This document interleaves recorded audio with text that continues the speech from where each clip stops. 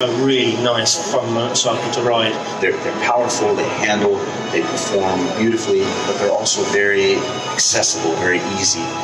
This is absolutely the most fun motorcycle in the entire world, and I've been riding it a lot. To make a motorcycle, you know, go around a corner and put a smile on your face, you know, that is something that, you know, you can do from an engineering perspective. You know, make it handle well, make it feel good, make it have good feedback from the road, and that genuinely as a rider puts a smile on your face. And I think this bike is a great fun bike to ride.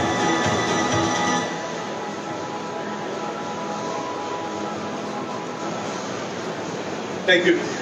Thank you. And to tell us a little bit more about how we engineered on this fun and about more about the motorcycles, I call Simon. Simon, please come up. Simon heads product development at Royal Enfield. Simon, Hello, sir. yeah, I'm going to take it from the top. Yeah, I was going to say that the video, you hardly need me. It's worth pointing out that these motorcycles are really the first fruit of a transformational process that's been going on in Royal Enfield for the last 4 years.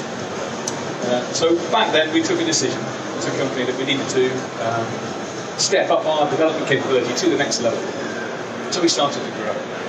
We've grown our development team, so that's your engineers, your designers, from around 50 5 years ago to over 300 now. And as you've heard, it's an international team. We have a base in UK, we have a base in India. We've seen growth in both of those places, and both working in state-of-the-art facilities. And obviously we have a lot of UK and Indian staff, but we also have, as you've heard, a truly global team. Japan, the US, France, Italy, Czech Republic, Australia, etc., etc. It's a truly global team. And we've done this so that we can develop and present world-class motorcycles like these, which is what they are. So, what we started out, the direction we started out was to create accessible, simple motorcycles. But simple and accessible does not mean easy to do. Yeah, so we haven't put all our time and effort into developing new technologies, but we have put a massive amount of time and effort into making sure that these motorcycles look, feel and sound fantastic. So what does easy and accessible mean? Accessible is a word that all the team have been working with throughout the project. So on the chassis side, the all-new chassis is, of course, it's agile, it's responsive, it's also forgiving. So it responds exceptionally well to any input to big corner, for example. On the engine side, we started out with a target of hitting 160 kph, so that's magic ton in English money, comfortably. So you can ride comfortably at European speed. We did a bit more than that, didn't we, in California? Allegedly, some of the journalists put that to the test, but I can't possibly comment on that. Yeah, we've achieved our aims there. But it's not just about peak performance, of course. So I gave us a target of about 47 horsepower. So that's, you know, twice as much as our other motorcycles in our range produce, but it's not extreme. In fact, it's A2 licensed compliant. But more important than almost, well, not more important, we had to hit 100 miles an hour, was that the bike had a good spread of torque.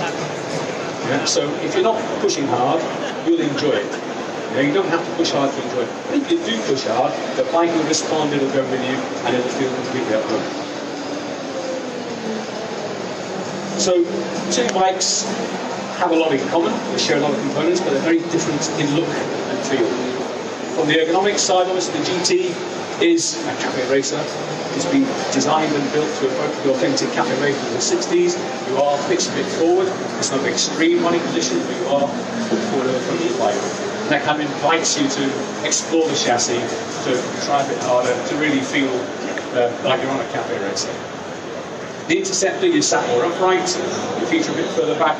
It's a comfortable, all-round riding position, good for the city, good for the open road. And the engine is so flexible and smooth that it feels right at home in either of those applications. Yeah. And the throttle response, I think there was a lot of work on the throttle response. We did. Got really, really good feedback. Yeah, I mean that's a very good example of the growth in capability we've had. We are growing our own e-bike team, and that team took responsibility for calibrating the bike, and they've done an exceptional job. That was something that really came into it. It did. And like you said, Siddharth, we're very proud of these bikes. You know, we love them. You're always that's slightly apprehensive when people outside, because you know they don't hold back. But the feedback we had from California was fantastic. You know, really, really good. So in the next couple of months, we're all really looking forward to seeing what our customers think of these bikes. And I hope you will get a chance to ride one very soon. And there's a photograph of these motorcycles actually rolling off a production line in India. So these are in series production. They're rolling off the lines and they're starting to be shipped in India and around the world as we speak. And to give you a little bit more about our expression of the fun that we have on these motorcycles, the difference between these two motorcycles and the commonality as well, we have two short films. The first one is about the Interceptor and the next one is about the GT. So here goes.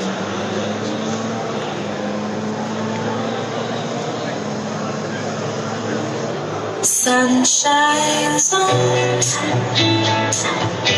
and the wind is cold. Yeah, it's calling me, and maybe I'm just giving. It's time to keep it slow and breezy, flowing easy, and I'm feeling like a dream.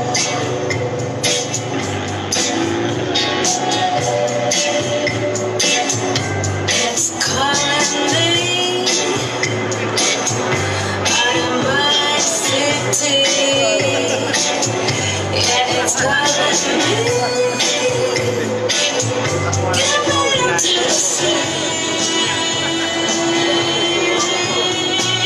California's calling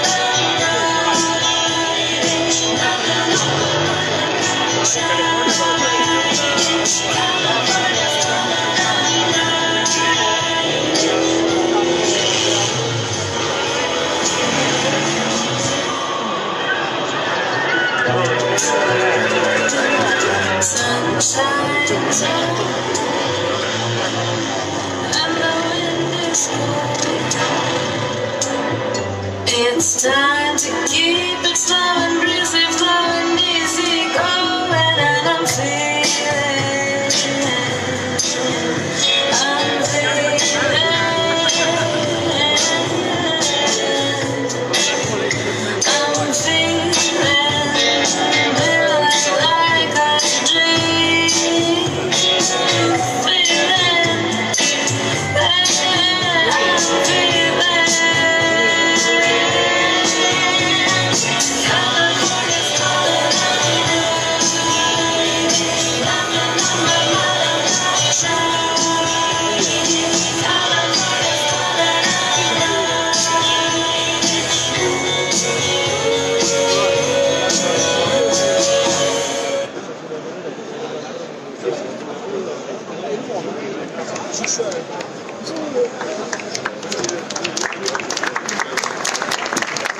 So yeah, thank you.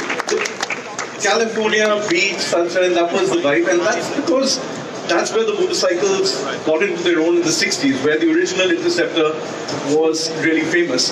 And now the GT, which is a bit more urban and night ride, perhaps.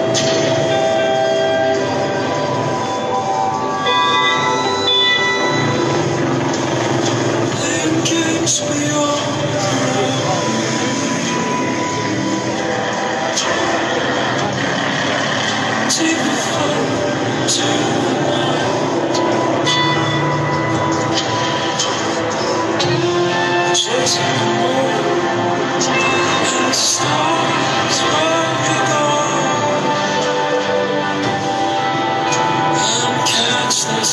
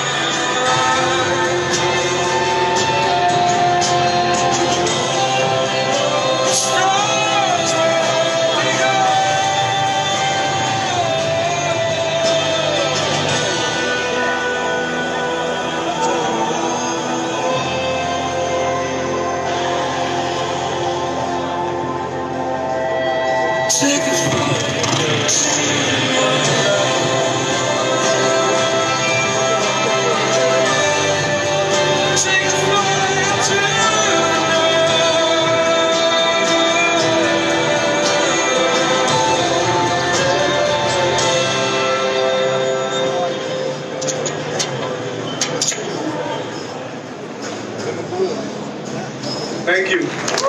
So of course we love our GT and we love our Interceptor and our lives are obsessed by them, and especially over the last year and last 3-4 years. But that's not the only thing we're doing at Royal Enfield. We're doing a couple of other things as well. And in fact, we're doing a lot of other things. But we just want to show you one of those today. That's, what was it called? Sorry. The Concept KX, sorry. So we just want to tell you a little bit about one of the concepts that we've been doing. And to tell you more, we've got Mark Wells. Mark Wells heads product strategy and industrial design. Yeah. So, I guess as everybody knows, Royal Enfield's been around since 1901. We are the oldest brand in continuous motorcycle manufacture anywhere in the world.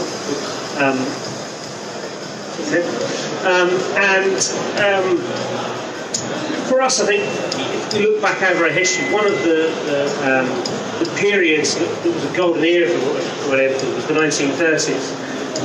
1932 was when we first introduced the bullet, which has obviously become synonymous with the brand.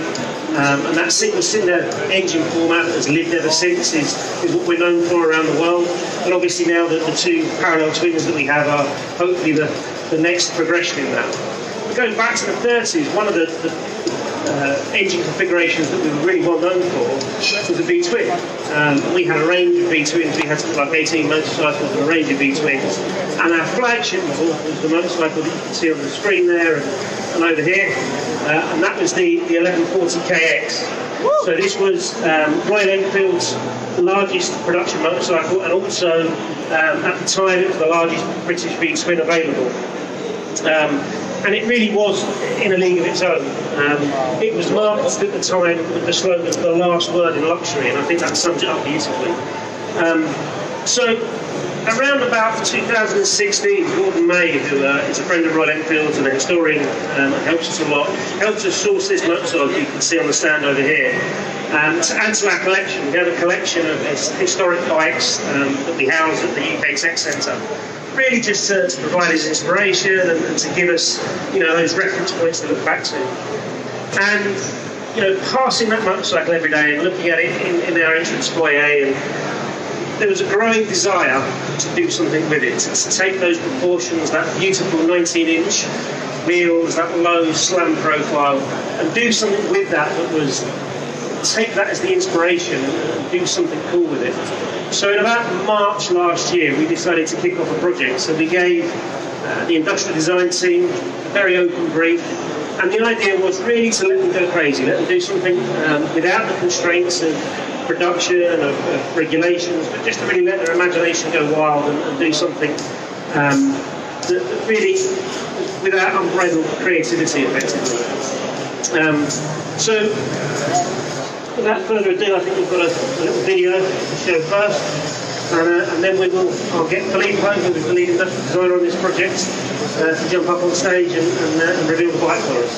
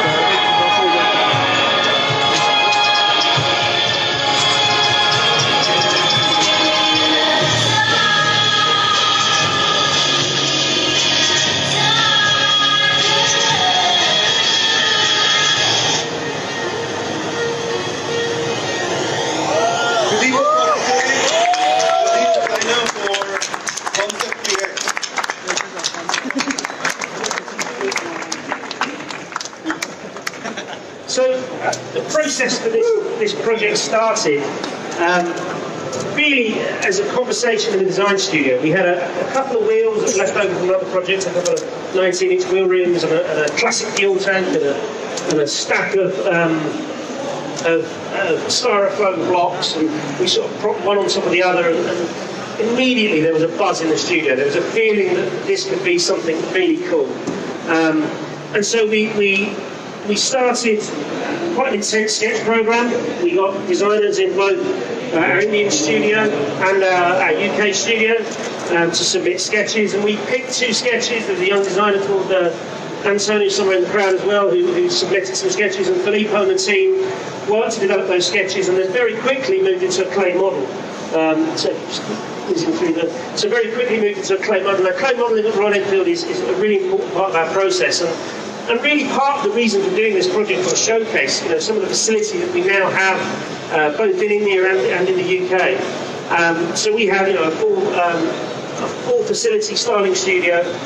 So the chaps started working in clay, and we developed 2 concepts in parallel. So we're working on 2 sides of the model, and actually designing in clay. So asking design questions in clay, seeing what it would look like, changing it, altering it, and making design decisions in the clay as we progressed. We reached a stock clay phase where we then scanned the clay model and brought that back into the CAD environment. At the same time, our concept engineering team were working with sort of package layouts and ideas, and we really wanted to sort of push the envelope with this. So, you know, this is not a production motorcycle, this is very much a concept motorcycle, but it really has allowed our team to play and experiment and see what a future Royal Enfield might be. Imagine what we could do if we took Royal Enfield's design language, which I think we've managed to capture inherently, and we progressed that and looked forward to see what we can come up with. I think the team have done a fantastic job. I absolutely love the concept. I love the stance, which is very similar to the original KX. So the proportions, the height, the way that there's a line that runs between the top of the wheels and kisses the underside of the tank. The way we've taken the classic Royal Enfield headlight nacelle and we've evolved that, blended it with a girder front fork to create that very Royal Enfield look and feel. Things like the signature lights front and rear that pick up on the Royal Enfield logos. So all in all, I think, you know, we've got a really smashing concept there, and we're really excited to see what people think about it. At the moment, as I say, it's just a concept. It's something we've done really just to allow the design team and the chaps at the studio to really experiment and do something cool. And so hopefully you like it. I love it.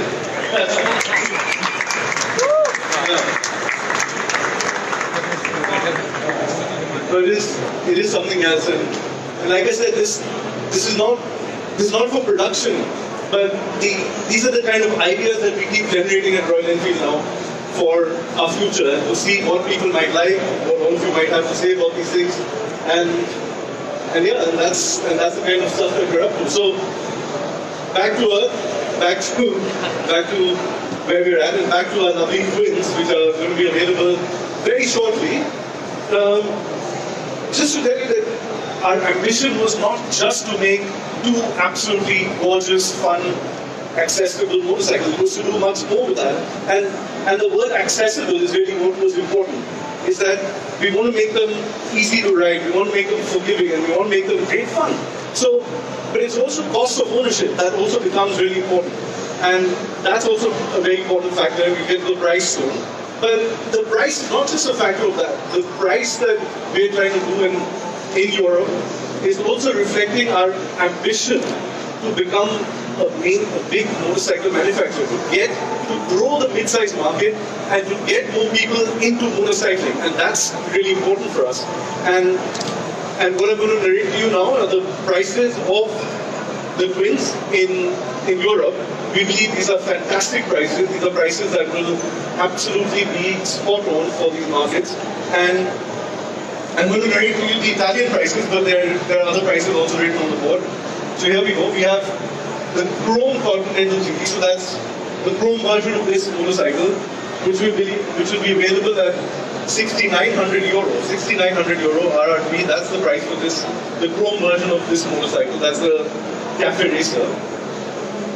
We got the custom, that's this version of the Continental GT. these two shades. These are available at 6,600 RRP, 6,600 euro. Then we got the standard, which actually sets the